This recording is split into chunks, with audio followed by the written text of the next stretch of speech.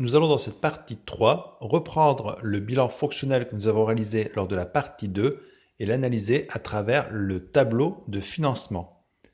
Alors, le tableau de financement, c'est un outil qui permet de surtout analyser le circuit financier de l'entreprise lors de l'exercice écoulé.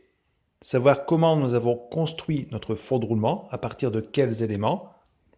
Il va donc être important dans cette partie de savoir comment s'est constitué notre fonds de roulement. Alors, le premier tableau, ce qu'on appelle le haut du tableau de financement, permet justement de connaître les ressources qui ont pu constituer notre fonds de roulement, mais aussi les emplois qui sont venus le diminuer.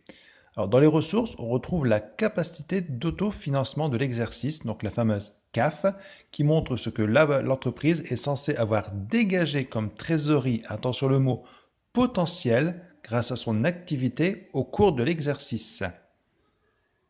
Ensuite, nous allons retrouver les cessions ou réductions d'immobilisation. On a peut-être cédé des immos corporels et incorporels, donc là c'est le compte 775. On a peut-être aussi eu des prêts qui ont été remboursés, donc des réductions financières, de l'argent qui est rentré grâce à des prêts qui nous ont été remboursés. Ou alors, on a décidé d'augmenter les capitaux propres, alors par exemple par une augmentation de capital, ou grâce à des subventions. C'est le terme ici, augmentation des autres capitaux propres. Ensuite, les ressources ont peut-être aussi augmenté grâce à l'augmentation des dettes financières, c'est-à-dire qu'on a eu des nouveaux emprunts qui nous ont été accordés. Donc tous ces montants-là font partie des ressources, font rentrer potentiellement de l'argent dans les caisses de l'entreprise, ce qui permettra après de venir financer le besoin en fonds de roulement. On n'en est pas encore là.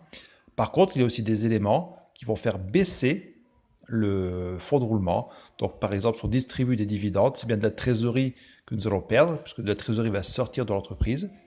Si nous achetons des immobilisations, c'est pareil, que ce soit corporel, incorporel ou financière. C'est de l'argent également qui va quitter l'entreprise. Les charges à répartir sur plusieurs exercices, donc là, ça concerne forcément si on a pris un nouvel emprunt. Donc, le nouvel emprunt que nous avons fait, il y a eu des frais dessus, des frais des services bancaires, par exemple, que nous allons étaler. Donc, ces services bancaires, il a fallu les payer. Donc, ça va venir diminuer, si on peut dire, nos augmentations de dette financière. Donc, c'est bien un emploi quand les charges à répartir sur plusieurs exercices augmentent. Il peut y avoir aussi une réduction de capital. Voilà, remboursement de subventions, par exemple, si la subvention n'est pas octroyée définitivement. Ou alors le capital que nous allons rembourser à nos actionnaires. Ou alors tout simplement des remboursements de dettes financières, c'est-à-dire des remboursements d'emprunts. Voilà, nous faisons la différence entre les ressources et les emplois et logiquement, nous allons retrouver ici une variation du fonds de roulement net global avec une ressource nette, ce qui veut dire que les ressources sont supérieures aux emplois. On peut éventuellement trouver un emploi ici, mais ce serait inquiétant. Le but, c'est tout de même de trouver ici une ressource nette. Donc j'insiste bien sur le fait de trouver un montant positif, c'est-à-dire une ressource nette que l'on placera ici. Les ressources doivent être supérieures aux emplois. On va se demander maintenant, voilà, ça y est, j'ai dégagé une ressource nette, j'ai un fonds de roulement. Qu'est-ce que je vais faire de ce fonds de roulement? Alors, l'utilisation, on la voit dans le second tableau. L'utilisation, c'est pour venir financer, par exemple, les stocks, les avances et acomptes versés sur commande que l'on a réalisés auprès de nos fournisseurs, les créances clients, les clients qui n'ont pas encore payé. Donc, on va faire un deuxième tableau qui va permettre d'expliquer comment, sur le court terme, on a utilisé le surplus dégagé grâce au long terme. N'oubliez pas qu'ici, ce tableau-là utilise des notions qui viennent du long terme, alors que le bas du tableau se concentre plutôt sur tout ce qui va être actif et dette circulante. Donc voilà, donc ici, on va vérifier si on a eu des besoins supplémentaires ou si on a dégagé des ressources supplémentaires. Donc par exemple, si les stocks augmentent, ça va être un besoin supplémentaire. Si les stocks diminuent, ce sera en revanche une ressource supplémentaire. Voilà, les dettes fournisseurs, c'est la même chose. Si les dettes fournisseurs augmentent, dans ce cas-là, tant mieux pour nous, c'est une ressource. Si les dettes fournisseurs diminuent, dans ce cas-là, ce sera un besoin. Et à la fin, nous devons retrouver l'égalité. Ça veut dire que ici, la variation du fonds de roulement que nous avions trouvé dans la partie 1, nous l'avions trouvé en ressources, on va la retrouver ici, mais cette fois-ci, on la placera en emploi, puisque le surplus dégagé a été utilisé dans les emplois. On a ainsi réalisé une analyse parfaite de la création de notre fonds de roulement et ici de son utilisation. Voilà, alors nous allons commencer le corriger du haut du tableau de financement. Je commence par la CAF, donc la capacité d'autofinancement de l'exercice. On l'avait déjà calculé dans une vidéo précédente, donc je ne vais pas vraiment revenir dessus. Alors, vous voyez bien la définition, n'oubliez pas que c'est un flux potentiel de trésorerie qui ne tient pas compte des décalages temporaires. N'oubliez pas que dans une CAF, vous allez retrouver forcément le résultat de l'exercice qui tient compte des produits et des différentes charges, par exemple d'exploitation. Mais dans les produits d'exploitation, vous avez tous les comptes 7, d'accord? Mais peut-être que certains clients ne vous paieront pas tout de suite. Donc forcément, c'est un flux qui reste potentiel. Tant que nous n'avons pas payé tous nos fournisseurs ou que nos clients ne nous ont pas payé ce qu'ils nous doivent, ben, ça reste un flux qui est potentiel. Alors pour trouver ce montant de 2 20 000, je repars sur mes feuilles Excel. Voilà. Nous avions déjà calculé dans un autre exercice, dans le tableau de trésorerie simplifié, on avait déjà calculé donc cette CAF. On était parti donc du résultat de l'exercice. Nous avions rajouté les dotations aux amortissements et aux provisions. On l'avait trouvé dans le tableau qui expliquait le tableau de synthèse des dotations qu'on a déjà réalisé dans cet exercice. Voilà, où vous retrouvez sur ce tableau le montant total de toutes les dotations de l'exercice. Donc j'ai repris le compte de résultat et vous avez toutes les dotations qui sont ici. À ce montant-là, je vais venir retirer tout ce qui est les reprises sur provision et sur les dépréciations, mais je ne retire pas les transferts de charges dans cette méthode-là. Donc on avait fait également un tableau qui permettait de bien analyser par rapport au compte de résultat les différents montants qui iront en provision, en dépréciation et en transfert de charges. Et on avait trouvé qu'il y avait 4 660 000 au total d'euros de reprise sur provision et transfert de charges. Mais si on retire les 270 de transfert de charges, en fait, il n'y a que 4 390 000. Donc, si j'additionne l'ensemble de mes dotations, donc ce montant ici, moins les reprises nettes, c'est-à-dire hors transfert de charges, et que je rajoute, n'oubliez pas, on part du bilan fonctionnel et on avait dedans les dotations de crédit bail. Donc je rajoute la dotation liée au crédit bail, donc c'était 10 millions divisé par 5 années. Donc si je rajoute les fameux 2000, nous allons bien trouver le montant de la CAF, c'est-à-dire ce montant-là. D'accord? Que vous retrouvez de toute façon dans le tableau simplifié. Vous regarderez la vidéo, mais je l'ai déjà pas mal expliqué dans cette vidéo-là, comment calculer cette CAF. N'oubliez pas, c'est le montant de toutes vos dotations, plus l'amortissement de crédit bail, et moins forcément les reprises sur provision et sur dépréciation qu'on a déjà vu dans un tableau précédent.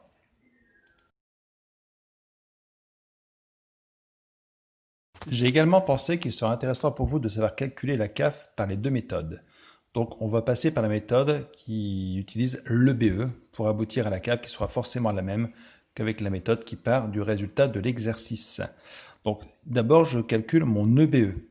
Alors pour calculer mon EBE, je vous rappelle que l'EBE c'est les produits d'exploitation. Donc je m'arrête aux reprises sur amortissement et transfert de charges, moins toutes les charges d'exploitation jusqu'aux charges salariales, donc des achats de marchandises jusqu'aux charges salariales, donc charges sociales comprises. Je ne prends surtout pas les dotations et vous trouverez le BE.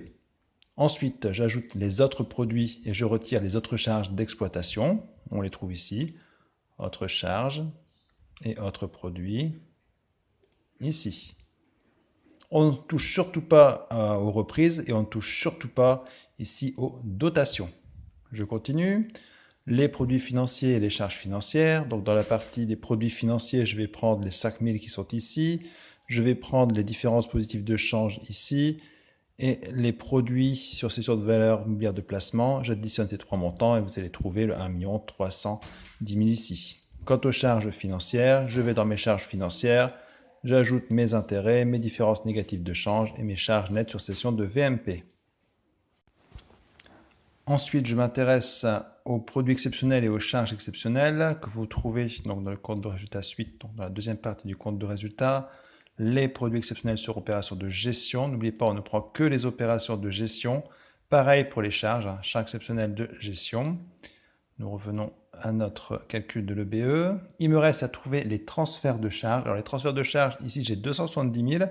Si vous allez sur la feuille diverses, vous verrez bien qu'on avait marqué ici rémunération chômage partiel prise en charge par l'État, c'est un transfert de charges de 270 000. On l'avait également trouvé dans notre tableau de calcul de synthèse des dotations. Voilà, je suis vraiment dessus là, où on avait pris toutes nos reprises sur provision et transfert de charges, et on voyait bien qu'ici, au niveau des transferts de charges, il y avait 270 000. Donc le montant, je l'ai. Donc ça veut dire que dans mon compte de résultat, il faudra ici que je vienne rajouter ces fameux transferts de charges. Ensuite, la redevance de crédit bail. N'oubliez pas qu'on travaille à partir d'un bilan fonctionnel qui a été retraité. Et s'il était retraité, on a dû pris en compte le bien comme si on était propriétaire. Donc ce bien loué en crédit bail, on l'a utilisé comme si on était propriétaire. Donc on ne paierait plus de redevance. Donc la redevance, nous l'avons retirée ici dans les autres charges d'exploitation. Elle fait partie, elle fait partie ici de l'EBE, puisque cette charge, vous pouvez la retrouver dans ici autres achats et charges externes. Donc vous avez ici la dotation, la location de crédit bail, le loyer de crédit bail qui est compris dedans. Nous l'avons retiré. Or, si nous étions propriétaires, donc effectivement, nous n'aurions pas à payer cette charge. Donc cette charge-là, qui a été retirée ici dans le calcul de l'EBE, je la rajoute ici. D'accord? Le montant était de 2 500 000. Vous l'avez ici, dans la feuille diverse. Mais ne pas oublier une chose, c'est que si vous êtes propriétaire, vous avez dû acquérir ce bien à partir d'un emprunt. Donc vous avez forcément des charges d'intérêt liées à l'emprunt à payer. Ici, on aurait 500 000 euros. Comment je trouve 500 000 euros? Je sais que le bien a une valeur de 10 millions d'euros, qu'il est amorti sur 5 ans. C'est marqué sur la feuille diverse. Ça veut dire que chaque année, vous avez une dotation aux amortissements de 2 millions. Donc si je veux répartir ma redevance de crédit bail, il y a 2 millions qui correspondent à des dotations, donc qui ne rentrent pas dans le calcul ici de la CAF, et 500 qui iraient en charge d'intérêt liés au crédit bail. Je vous demande de revoir un petit peu le tableau des SIG. Justement, ce type de retraitement est effectué. Et on aboutit finalement, vous voyez, à une CAF identique à celle qu'on a calculée tout à l'heure, de 2 20 000.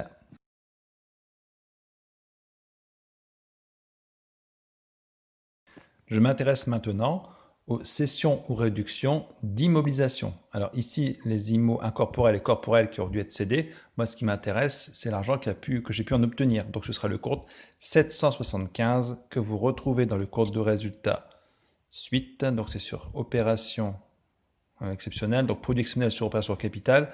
On a ici 2 204 000. Alors les 4 000, souvenez-vous, on l'a déjà vu, ça concerne la quote-part de résultats de subvention virée au compte de résultat.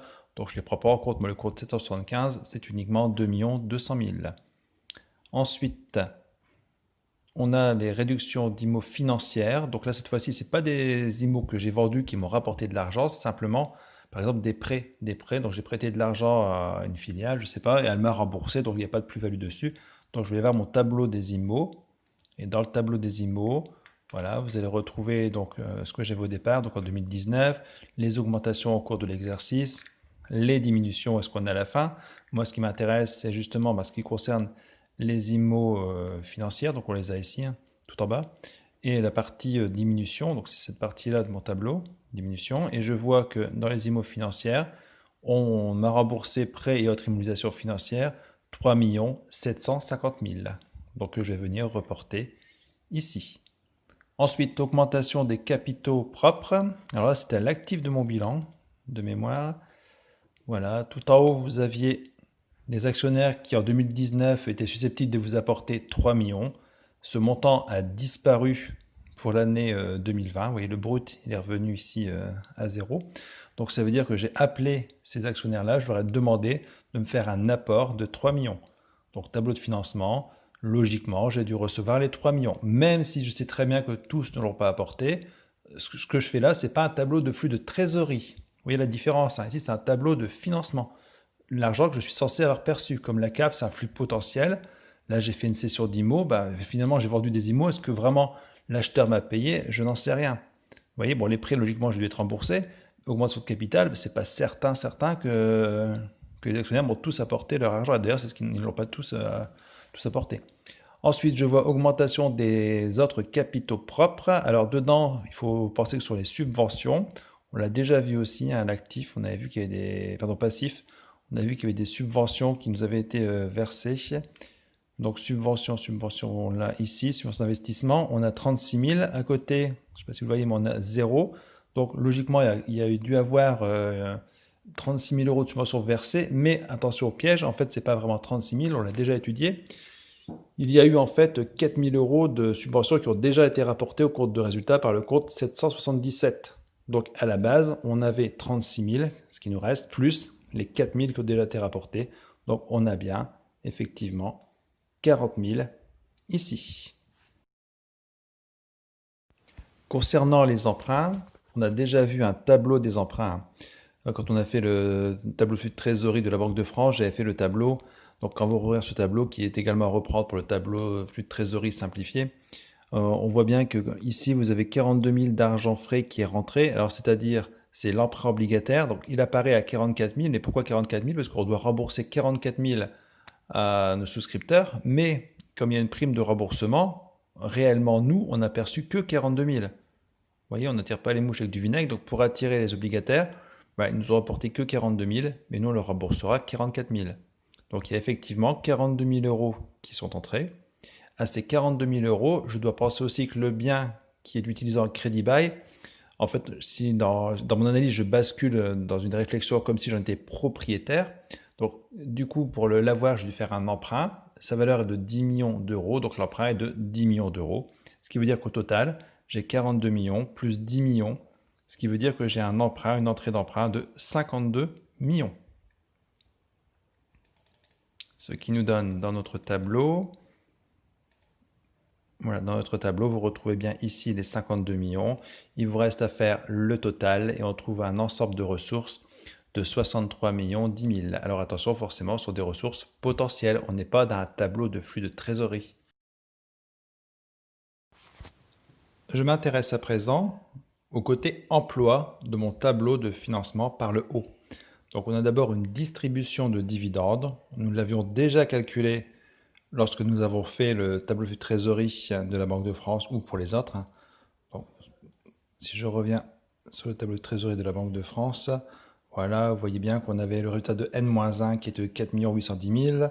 Les réserves légales, le report à nouveau N-2, il n'y en avait pas.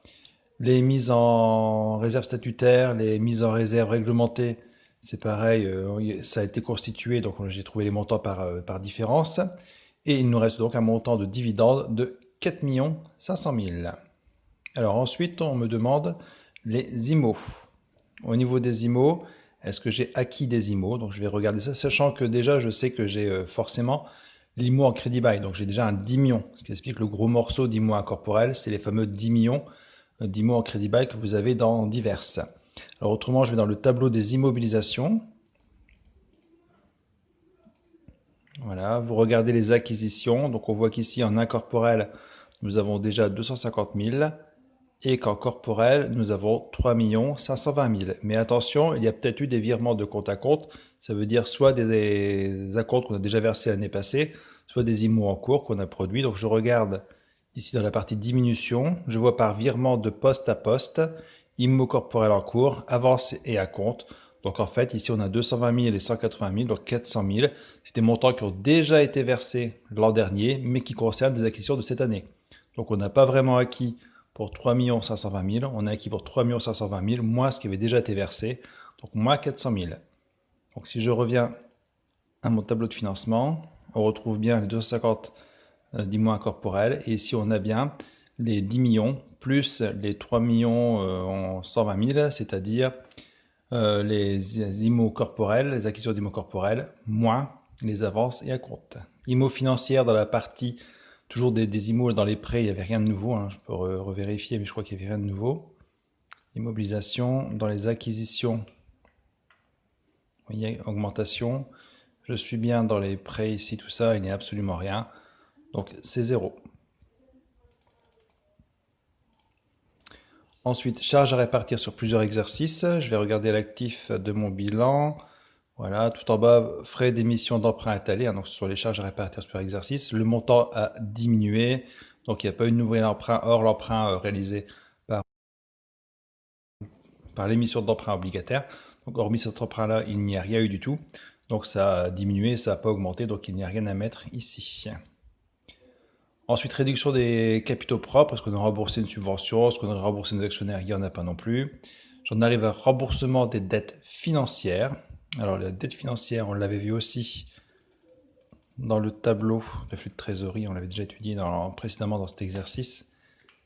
Les dettes financières, voilà, vous les avez ici. On retrouve ici soit un remboursement de 24 406, sans compter le remboursement lié au crédit bail, puisque vous savez bien que ça correspond à la partie de dotation du bien en crédit bail. Donc le bien en crédit bail vaut 10 millions d'euros. On l'amortit sur 5 ans, ce qui veut dire que cette année, c'est comme si on avait remboursé 2 millions d'emprunts à crédit bail, donc un remboursement de 26 406 000.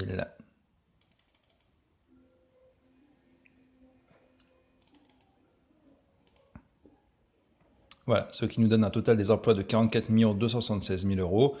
Je vais comparer maintenant mes ressources et mes emplois et m'apercevoir que j'ai une variation du fonds de roulement de 18 734 000. Alors, je pourrais regarder son bilan fonctionnel et hop, je retrouve la même chose. Donc ça veut dire que j'ai bon. Quand j'ai calculé mon fonds de roulement net global, j'avais trouvé 18 734 000. Et ici, je retrouve 18 734 000.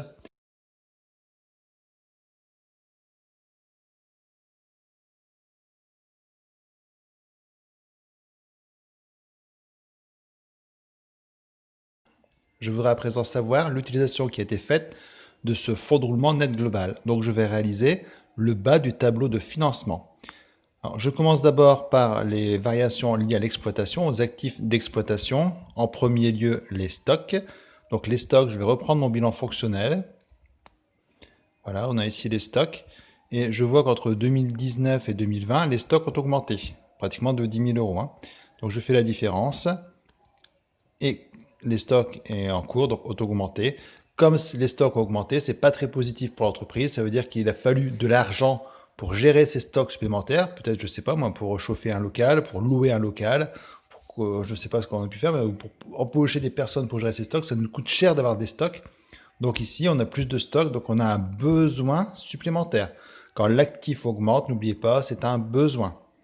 Ensuite, les avancées à compte versées sur commande, il n'y en avait pas. Je prends ensuite mes créances, donc mes créances du bilan fonctionnel. Donc c'est tout ce qui reste, c'est tout ce qui va être ici, créances d'exploitation, les charges constatées d'avance, les ENE, les différents écarts que je vais donc comparer 2020 avec 2019. Vous voyez que ça va encore grimper quand je vois qu'on est ici 13 millions et là 30 millions. Et je trouve un accroissement de 15 millions. Donc encore une fois, comme l'actif a augmenté, comme mes créances ont largement augmenté, j'aurais préféré franchement que mes clients me payent. Or là, les créances ont augmenté et les gens ne m'ont pas payé, les clients ne m'ont pas payé. Donc c'est un besoin de trésorerie supplémentaire qui est immobilisé. J'ai dû prendre de la trésorerie. C'est la trésorerie que je n'ai pas. Donc j'ai vendu à mes clients la marchandise, mais ils m'ont pas donné l'argent. Donc moi, il a bien fallu que je fabrique derrière. J'ai besoin de trésorerie. Donc c'est un besoin supplémentaire d'argent. Donc en fait, mon fonds de roulement a servi principalement, vous voyez, à financer les stocks et à financer les créances clients. Donc le long terme a permis de financer mes besoins de court terme. Je m'intéresse ensuite aux variations des dettes d'exploitation. Alors cette fois-ci, il y avait des avances et acomptes sur commande. Je regarde mon bilan fonctionnel. Avances et acomptes. Alors les avances ont diminué. Je ne sais pas si vous voyez là. Voilà.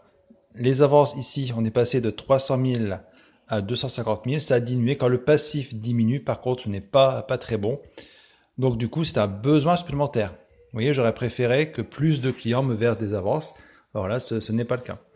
Ensuite, si je regarde les dettes fournisseurs, contrats attachés et autres dettes, donc c'est tout ce qui me reste ici. Tout ça, je ne prends pas les avances et à compte. Et je m'aperçois qu'en fait, ça a augmenté. Donc comme les dettes ont augmenté, c'est positif. Ça veut dire que je ne paye pas tout de suite mes fournisseurs. Donc je garde de la trésorerie pour moi, comme je garde de la trésorerie pour moi quand le passif augmente, et c'est bien le cas ici quand vous comparez les différents montants, quand le passif augmente, et bien dans ce cas-là, c'est une ressource. Donc je viens ainsi le positionner en ressource. Je fais l'addition de mes deux colonnes. Voilà. Le solde, c'est toujours les ressources moins les besoins, en espérant que ce soit positif. Ici, c'est quand même négatif de 21 900 000. Donc il y a un gros souci à ce niveau-là. Et le souci, il est d'identifier, c'est le problème surtout des créances clients et un peu moins, mais c'est quand même important des stocks. Je m'occupe après des variations hors exploitation. Donc je reprends toujours mon bilan fonctionnel. Voilà, je vais en hors exploitation, je n'ai qu'une chose. Vous voyez, le capital souscrit appelé non versé a augmenté de 1 million. Quand l'actif augmente, ce n'est pas bon. C'est-à-dire que c'est de l'argent qui est immobilisé, qui serait bien mis en trésorerie. Donc encore une fois ici, je vais avoir un besoin supplémentaire. Voilà, ici je vois qu'on a 435 000 au niveau des autres créditeurs, ce qui veut dire que certainement mes dettes ont-elles augmenté. Je vais aller vérifier. Les dettes hors exploitation, vous voyez, elles ont bien, dettes d'exploitation ont effectivement augmenté, principalement dû aux intérêts courus non échus. Donc les dettes augmentent, je suis content parce que c'est de l'argent pour l'instant que je n'ai pas sorti. Donc dans mon tableau de financement par le bas, c'est une ressource. Je fais l'addition de mes colonnes, la différence, colonne 1 moins colonne 2, pardon, colonne 2 moins colonne 1, et on trouve encore une fois ici un montant négatif, on a encore plus de besoins que de ressources. Encore une fois, c'est pas très bon. Voilà, donc je calcule maintenant le besoin en fonds de roulement de l'exercice, donc c'est l'addition de la variation du besoin en fonds de roulement d'exploitation et celui hors exploitation. Encore une fois, je peux vérifier ce que j'avais fait tout à l'heure au niveau de mon bilan fonctionnel. On retrouve les mêmes résultats. On l'avait déjà calculé dans une autre vidéo. Le BFRE, vous l'avez ici. Le BFRHE ici. Il faut regarder le tableau de financement. On retrouve les mêmes données. Donc mon BFR a varié de 22 465 000. L'addition. Il nous reste à étudier les variations de trésorerie. Alors tout d'abord, les variations des disponibilités. Nous repartons dans notre bilan fonctionnel. Voilà, trésorerie active, donc qui est composée des VMP et des disponibilités. Nous voyons qu'entre 2019 et 2020, la trésorerie a fortement diminué. Pour cause, nous avons surtout vendu beaucoup de VMP. On l'a déjà étudié précédemment. Donc ici, quand mon actif diminue, rappelez-vous de la règle, donc ma trésorerie ici diminue, c'est donc ici un dégagement. Donc dans mon tableau de financement, voilà, variation de disponibilité, c'est donc une ressource. C'est un dégagement, ce qu'on appelle un dégagement. Là, j'aurais même pu marquer, c'est même pas ressource, c'est dégagement, besoin, dégagement. C'est la même chose.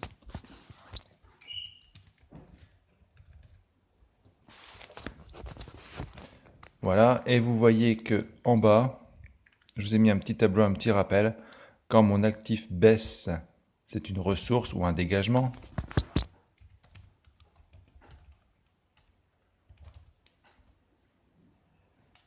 Quand mon actif augmente, c'est un besoin. Quand mon passif baisse, c'est un besoin. Et quand mon passif augmente, c'est également un dégagement ou une ressource. C'est la même chose.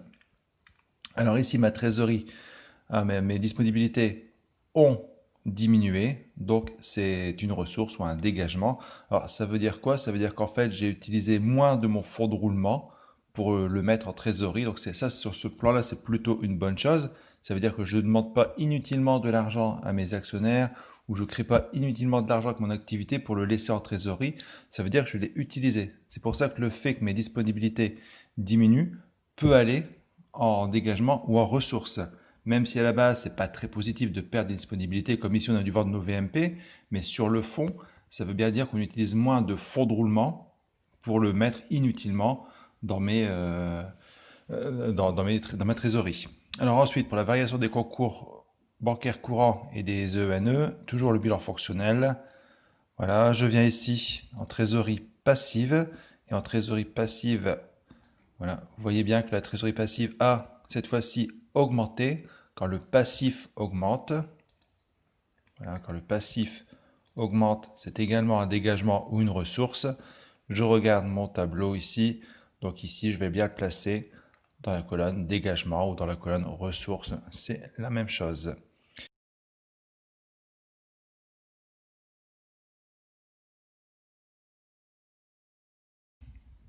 Je réalise le total par colonne. Et ici, donc je fais toujours 2 moins 1. J'obtiens un montant positif de 3 731 000. Je vérifie dans mon bilan fonctionnel lorsque j'ai calculé ma trésorerie nette. C'est effectivement le montant que j'avais trouvé. Voilà, donc quand j'additionne maintenant le BFR moins la variation des disponibilités, n'oubliez pas qu'ici, logiquement, c'est un signe négatif. Ici, pour mon tableau, le besoin en fonds de roulement, pour que ce soit bien clair, je le mets sans signe négatif. mais c'est l'addition de deux signes négatifs, ce qui signifie bien que le montant ici, c'est un moins. Le BFR a malheureusement augmenté de 22 465 000, alors que ici, j'ai un dégagement. Si vous regardez bien les totaux que j'ai réalisés, là j'ai un signe positif, ici j'ai des signes négatifs. Donc quand vous additionnez moins 21 millions, moins 565 000, plus 3 731 000, vous trouvez bien 18 734 000. On se rend aussi bien compte que dans le haut du tableau de financement, nous trouvons une variation du fonds de roulement de 18 734 000. Cette variation, cette augmentation surtout, a été utilisée pour faire quoi? Pour financer malheureusement l'augmentation du BFR. Le BFR a fortement augmenté à cause de deux choses. L'augmentation du BFR-E et à moindre coût celle du BFR-HE et une diminution en revanche de notre trésorerie nette ici. Donc heureusement que la trésorerie nette a diminué, on a pompé dans notre trésorerie pour venir combler en fait ce manque de fonds de roulement. Vous voyez, si on additionne bien les 18 millions de fonds de roulement plus ce qui était pris dans la trésorerie grâce aux ventes de VMP, on retrouve bien la nécessité d'avoir 22 465 000 de BFR. Donc n'oubliez pas que le besoin en fonds de roulement, c'est toujours une chose négative. Plus il est petit, mieux c'est. Ici, il a fortement augmenté entre les deux exercices, ce qui est problématique. Ici, n'oubliez pas qu'on calcule une variation entre deux exercices. Le tableau de financement permet de calculer la variation. Voilà, c'est bien marqué, variation du fonds de roulement et son utilisation. Donc comment ça a également varié au niveau du BFR et comment ça a également varié au niveau de la trésorerie nette. Pour faire vraiment très simple, ici, entre les deux exercices, 2019 et 2020, le fonds de roulement a effectivement augmenté, mais d'un autre côté, le BFR a augmenté encore plus vite. Donc cela a été problématique. Il a donc fallu utiliser de la trésorerie et notamment avoir recours à des concours bancaires et à la cession de valeurs mobilières de placement puisque notre trésorerie, nos disponibilités, le compte 512 et le compte 530 étaient largement insuffisants.